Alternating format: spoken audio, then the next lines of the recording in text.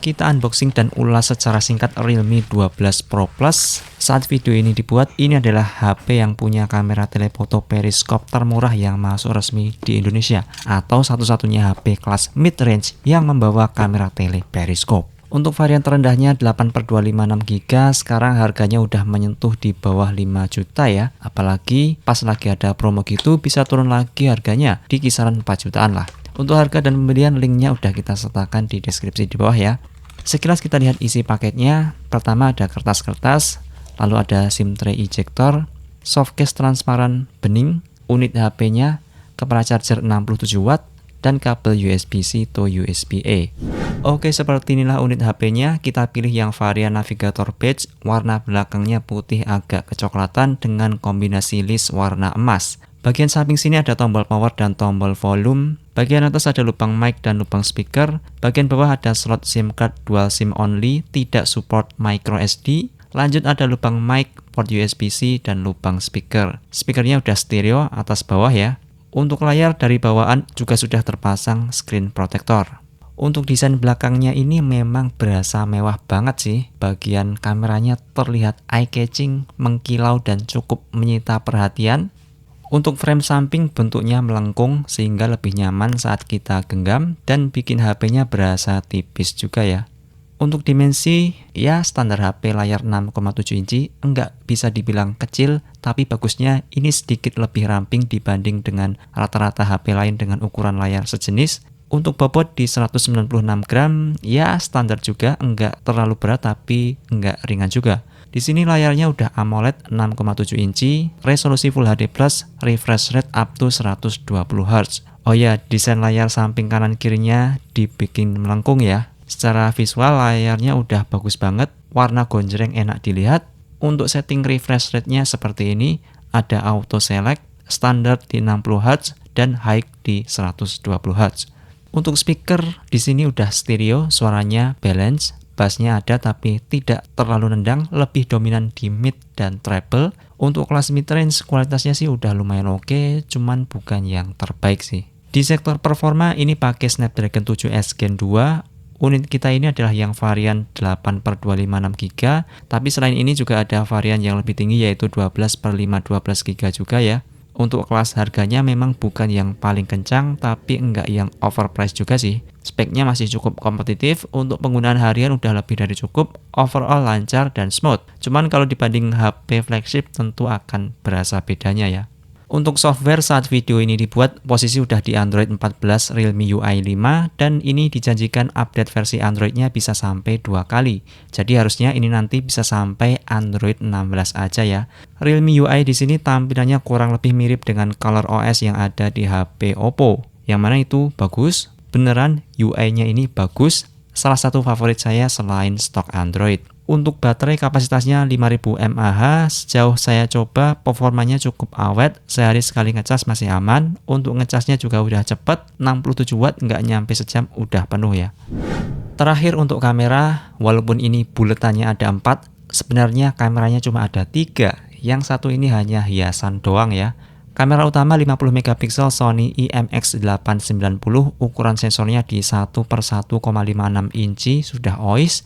Kamera tele 64 MP OmniVision OV64B, ukuran sensor di 1/2 inci, 3 kali optical zoom, sudah OIS juga. Untuk kelas kamera tele 1/2 inci ini termasuk yang sudah besar ya, banyak dipakai di HP-HP flagship. Lanjut kamera ultrawide cuma 8 MP pakai sensor Hynix dengan ukuran sensor di 1/4 inci. Kamera depan 32 MP IMX615 1/2,8 inci. Oke, sekilas kita perlihatkan aplikasi kameranya. Untuk foto level zoomnya mulai dari ultrawide 0,6, 1 kali, 2 kali, 3 kali, 6 kali hingga 120 kali maksimalnya. Sedangkan untuk video zoom maksimalnya mentok di 18 kali. Saat kita merekam video, UI ketika ingin ngezoom sayangnya bentuknya slider seperti ini ya. Nggak ada step misal per 2 kali, 3 kali, 6 kali gitu, kita harus nge-slide manual. Kamera utama dan tele maksimal bisa rekam di 4K 30 fps, sedangkan kamera ultrawide dan selfie mentok di Full HD 30 fps aja. Dan seperti inilah menu-menu lainnya di aplikasi kamera Realme 12 Pro Plus ini. Oke, saya udah nyobain kamera dari Realme 12 Pro Plus ini ya, walaupun baru sebentar.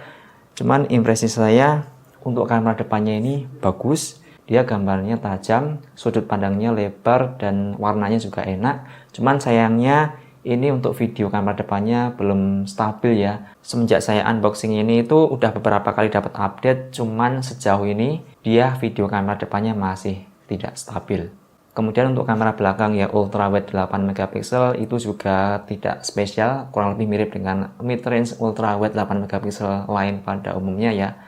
Ya just oke aja. Sedangkan untuk kamera utama dan kamera telenya ini luar biasa, sama sekali bukan gimmick, hasilnya bagus banget, grade flagship untuk kelas mid-range ini sih keren banget. Untuk contohnya langsung aja, ini dia.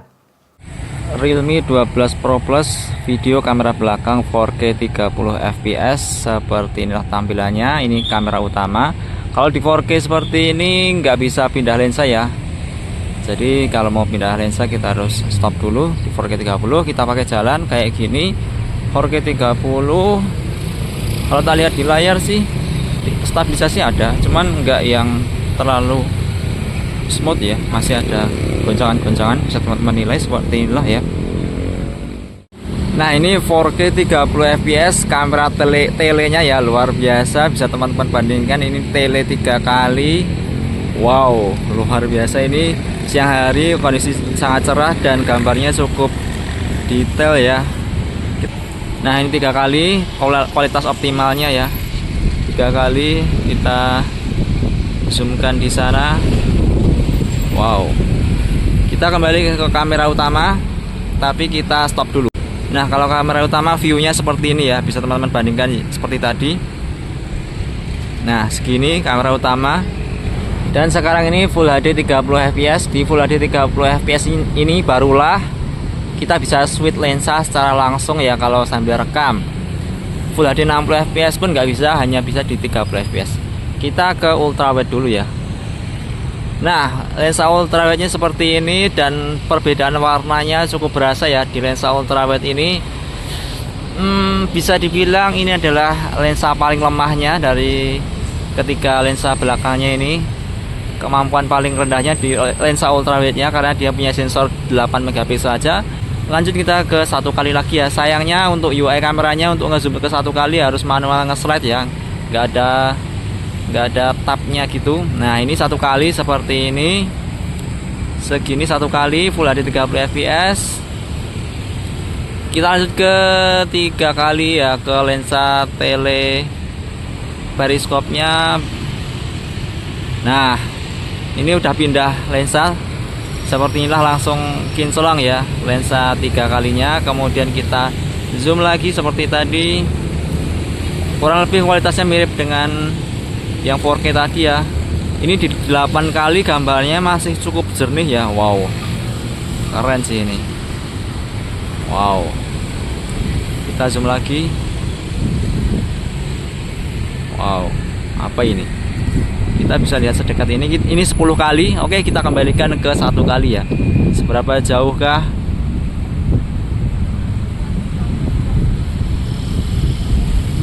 Nah ini kita kembali ke 1 kali sejauh ini, luar biasa ya. Tadi ini kita bisa ngezoom ke sini ya. Keren sih untuk HP mid-range.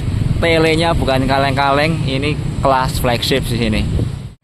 Ini adalah kamera depan Realme 12 Pro Plus Full HD 30 fps. Tak pegang pakai tangan, segini viewnya. Memang sih cukup lebar ya, cuman ini stabilisasinya kayaknya nggak aktif ya. Kamera depannya sayang sekali. Semoga di update ke depan ada update untuk stabilisasi. Cuman untuk dynamic range-nya lumayan oke. Walaupun langitnya ini putih jadi blown out ya, walaupun AC-nya ini biru, cuman bagusnya muka tetap kelihatan enak ya. Exposure-nya lumayan pas. Kita pakai jalan. Nah kalau dipakai jalan memang tidak terlalu stabil, sayang sekali. Semoga ada update ya. Nah sedangkan ini adalah kamera belakangnya, kamera utama Full HD 4K 30 fps. Bisa teman-teman bandingkan dengan yang tadi kamera depannya ya. Kamera utama ini tentu saja punya dynamic range yang lebih bagus untuk video, bisa teman-teman lihat ya.